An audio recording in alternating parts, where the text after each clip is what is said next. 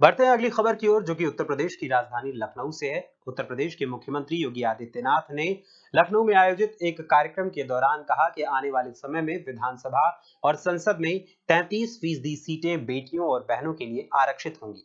उन्होंने कहा कि इस प्रावधान को प्रधानमंत्री नरेंद्र मोदी ने लागू किया है ताकि महिलाओं की राजनीतिक भागीदारी बढ़े और वे निर्णय प्रक्रिया में समान रूप से शामिल हो सके। सीएम योगी ने कहा कि यह कदम महिलाओं को सशक्त बनाने और समाज में उनके योगदान को मान्यता देने की दिशा में महत्वपूर्ण पहल है। उन्होंने प्रदेशवासियों से अपील की कि वे महिलाओं को राजनीति में सक्रिय भागीदारी के लिए प्रोत्साहित करें। जी, ट्रांसपेरेंसी, ट्रस्ट जब एक साथ मिलते हैं तो ट्रांसफॉर्मेशन होता है। यानी ट्रेडिशन, हमारी परंपरा का सम्मान करना। भारत की परंपरा क्या है, उन परंपराओं का आदर करना, विरासत का सम्मान। विरासत का सम्मान हो, विकास अपने आप ही रास्ता तय कर लेता है। हम उसको आगे करें, उसके लिए हमें क्या कुछ करना होता है, यानी उसको हमें टेक्नोलॉजी के साथ जोड़ करके उसको और आसान करना होता है। टेक्नोलॉजी के साथ जोड़ना, कार्य में ट्रांसपेरेंसी होनी चाहिए, पिक एंड चूज नहीं होना चाहिए। ट्रांसपेरेंसी होनी चाहिए। जब ये चीजें होंगी तो पब्लिक का विश्वास पैदा होता है। आत्मविश्वास वही बदलने का कारण बनता है और यही ट्रस्ट ट्रांसफॉर्मेशन का कारण बनता है, परिवर्तन का कारण बनता है। और ये 5 ट्री का आज एक उदाहरण उत्तर प्रदेश बना है। उत्तर प्रदेश उसका एक मॉडल बना है और उसी मॉडल को लेकर के आज हम लोगों ने प्रदेश के अंदर कार्य करना प्रारंभ किया है।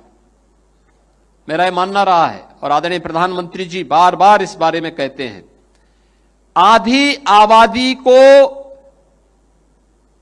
नजरअंदाज करके कोई समाज स्वावलंबी नहीं हो सकता। आधी आबादी को नजरअंदाज करके कोई समाज आत्मनिर्भर नहीं हो सकता है। और इसके लिए आप याद करिए 2014 में जब मोदी जी प्रधानमंत्री बने थे तो उन्होंने देश के अंदर बेटी बचाओ बेटी पढ़ाओ का कार्यक्रम आगे बढ़ाया था। बेटी बचाओ बेटी पढ़ाओ के बाद उन्होंने मातृवंदना योजना से लेकर के अनेक ऐसे कार्यक्रम महिला सशक्तिकरण के लिए उठाए, जिसके दम पर आज देश भर की बेटियां स्वावलंबन के मार्ग पर आगे बढ़ रही हैं। और अब तो आने वाले समय में विधानसभा और संसद में भी 33% सीटों पर बेटियां और बहनें चुन करके जाएंगी। यह भी प्रावधान अभी से प्रधानमंत्री मोदी जी ने तय कर दिया है। जीवन के प्रत्येक क्षेत्र में लखपति दीदी हो, ड्रोन दीदी के लक्ष्य को आगे बढ़ाना हो, महिला स्वयंसेवी समूह के माध्यम से स्वावलंबन का मार्ग प्रशस्त करना हो, या सैनिक स्कूलों में बेटियों की भर्ती को प्रोत्साहित करने का कार्य हो, अलग अलग क्षेत्र में उन्हें जीवन के प्रत्येक क्षेत्र में आगे बढ़ाने की प्रक्रिया का हिस्सा